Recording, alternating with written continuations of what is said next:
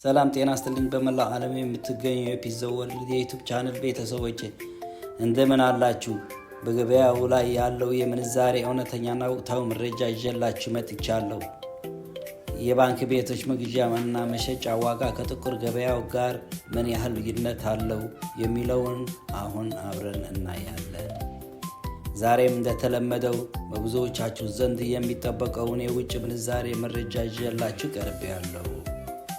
በዛሬው ቪዲዮአችን የዶላር፣ የዩሮ፣ የሪያል እና የሌሎች ዋና ዋና ገንዘቦች በዝርዝር እናያለን። እስከ መጨረሻ አብራችሁን ቆዩ።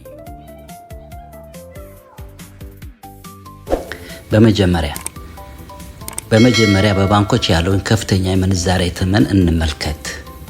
የአሜሪካ ዶላር በአሁኑ ሰዓት አቢሲኒያ እና ብርሃን ባንክ ከፍተኛው መግዣ ዋጋ በ154 ብር ከ90 ሳንቲም በማድረግ እየመሩ ይገኛሉ።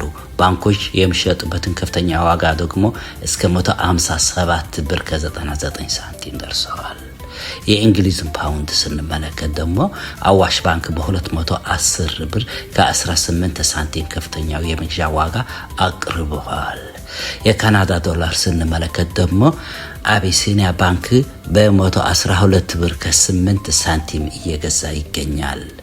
እንዲሁም የኢማራት ድርሃም እና የሳውዲ ሪያል ዳሽን ባንክ ሁለቱንም የባህረ ሰላጤ ሀገራት ገንዘቦች በከፍተኛ ዋጋ እየገዛ ሲሆን ድርሃምን በ44 ብር ከ66 ሳንቲም፣ ሳውዲን ሪያል ደግሞ በ43 ብር ከ80 ሳንቲም እየተቀበለ ይገኛል። የኩዌት ዲናር ስንመለከትና እንዲሁም የባህሬን ዲናር በብሔራዊ ባንክ ዕለታዊ ስሌት መሰረት የኩዌት ዲናር በአማካይ 502 ብር ከ80 ሳንቲም፣ የባህሬን ዲናር ደግሞ 409 ብር ከ20 ሳንቲም አካባቢ እየተመነዘሩ ይገኛል። ወደ ጥቁር ገበያው ስንመጣ ደግሞ የኢትዮጵያ ብሔራዊ ባንክ 500 ሚሊዮን ዶላር የገበያ ጨረታ ማድረጉ ተከትሎ ዋጋው ላይ መጠነኛ መረጋጋት ይታያል። በአሁኑ ሰዓት በጥቁር ገበያ የአሜሪካ ዶላር መግዣ ዋጋ ከ178 እስከ 182 ብር፣ መሸጫው ደግሞ ከ185 ብር እስከ 188 ብር እየተመነዘረ ይገኛል። የእንግሊዝ ፓውንድ መግዣ 206 ብር እንዲሁም የኢማራት ድርሃም 50 ብር አካባቢ ደርሰዋል።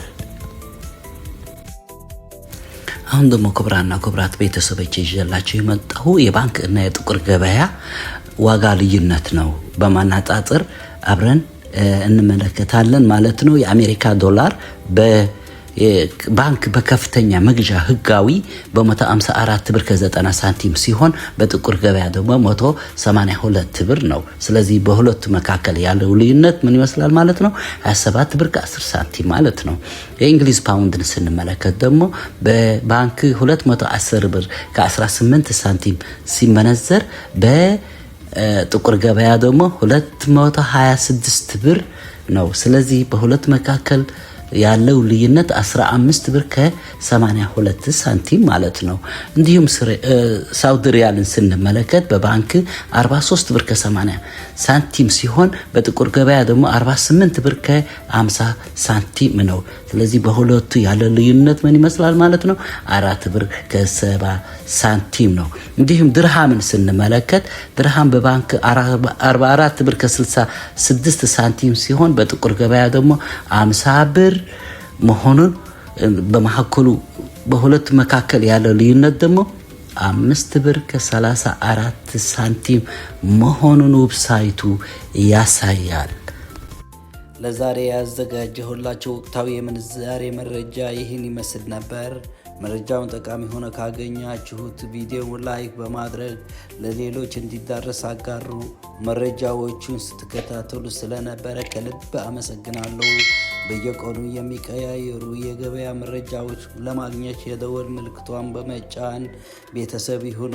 አስተያየት ወይም ጥያቄ ካላችሁ ኮሜንት ላይ ጻፉልኝ፣ ሁሉንም አነባዋለሁ። በቀጣይ ቪዲዮ እስከምንገናኝ ሰላም ሁኑ። አመሰግናለሁ።